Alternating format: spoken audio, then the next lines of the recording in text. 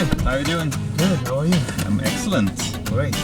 Welcome to StartupCab. Thank you very much. Well, could you please take me down to the studio? Yeah, absolutely. No problem.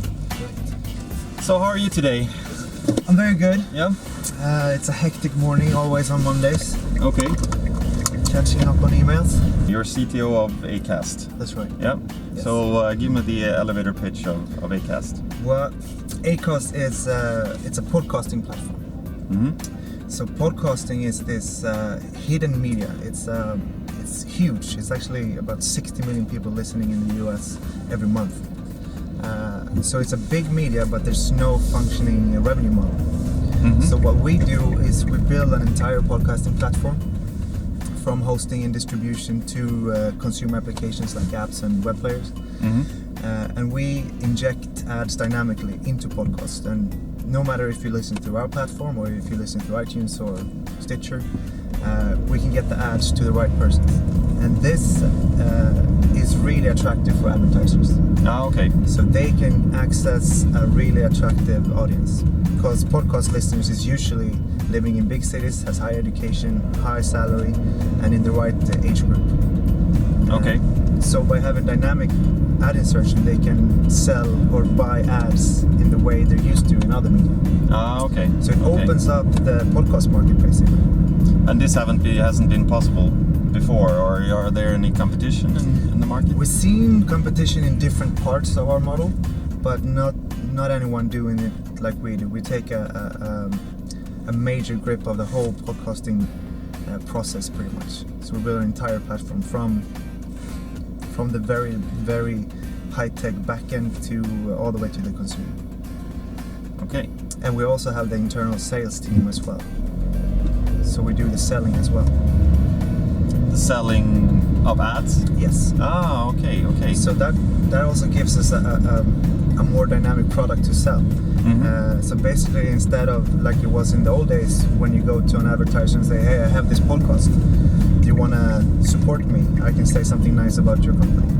And then they can only say, okay, yes. And that means you're going to be in exact this amount of episodes and reach this exact audience.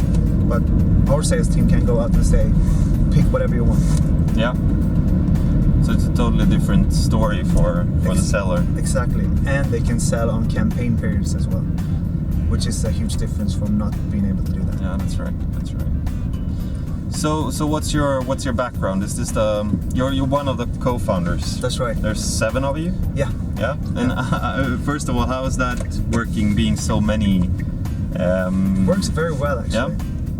And that's the question we always get. Does it work to be that many? But it does. When we started this, we realized that we need all the competence for all the different functions. So we started gathering people to build the core team. And the idea was that with the core team, we could actually build the entire product. Ah, okay. We could handle the content relations, we could handle sales, we could handle the tech, and the finance and administration, of course. So it was a deliberate decision to have a founder on each core role within the company, so to say. Exactly. Ah, okay. So we took it from there. So the 7 of us started in a basement, of course, a really shady one. Yeah. And the 7 of us could actually start working on all the functions needed to get this rolling. Yeah. And when was this? The basement part was late 2013. Mm-hmm. We moved out of there in March 2014, and we launched in April 2014 in Sweden. So how has the trip been so far? It's been fantastic. It's been hectic, of course, a lot of work, but we have expanded really fast, and I think we made some great progress in this period of time. And from time to time, you really have to stop and actually just realize that what we're doing is really good. It's easy to just focus on the things that needs to be improved. So we're trying to be better at just, telling each other that we're doing a good job. You're based here in Stockholm. That's right. Stockholm, Sweden, and you have offices in UK and New York, Yes. or London and New York. London and New York. Yeah. 6 people in each office actually. Okay. And the US is just such a huge market, so that's just going to be our focus area for a period of time now. Mm-hmm. And it's just, we managed to find really, really great people.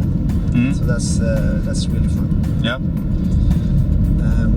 When you come over there and visit them, it's just so much energy. You know, everybody's just like, okay, we're gonna do this and this and this. Yeah. It's really fun. And for you as a CTO, I can imagine it's not that much it's not that different. I mean, of course, if you're in the States, you have to have your infrastructure close to the users, but I mean, it's not like setting up a new office is a big thing from a technology standpoint. No, it's not. Since we're a modern company, everything's built in the cloud. It's just setting up another data center. Yeah. To keep all the data close to the users. Yeah. So that's very, very, very smooth process for us actually. And your background, is this the first company you founded, or? This is the first real company. Yeah. Mm-hmm. Before this, I was working as a management consultant within IT. And how many employees in total? We're reaching 40 now. Oh wow! So it's been fast. Yeah. So for how long are you a startup? How long do you consider yourself being a startup? That's a tricky question, isn't it? Maybe it's just mentality. Yeah, is Spotify a startup? Yeah, exactly. I don't know. We try not to be too startup-y, if you know what I mean. Yeah. So we don't have a ping pong table. We don't, crunch all night and sleep under our desks. We try to be mature. Yeah. Many of the developers is very senior. They have families. They have kids. So we just try to set up a process where we can work like this for a long period of time and don't exploit our resources, if you know what I mean. Yeah, absolutely. And if you would give some tips for someone starting a new company based on your experience and journey the last 18 months or even more, the 2 years that you've been working with Acast, what would that be?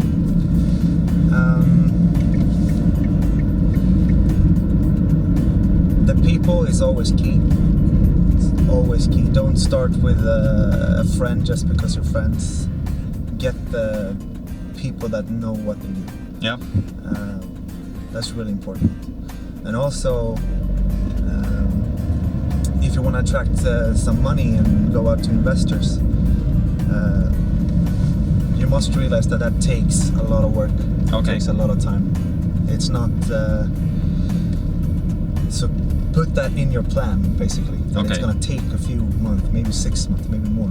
Yeah. And you have to be strong because you got to get no Okay. from a lot of people. Yeah.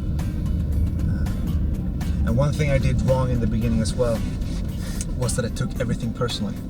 Okay. So if we got a bad review or if someone said something bad about our product, I took it as it's my fault. Mm-hmm. And that if you keep doing that, it's gonna break you down. Yeah. So you have to put up that shield. Yeah.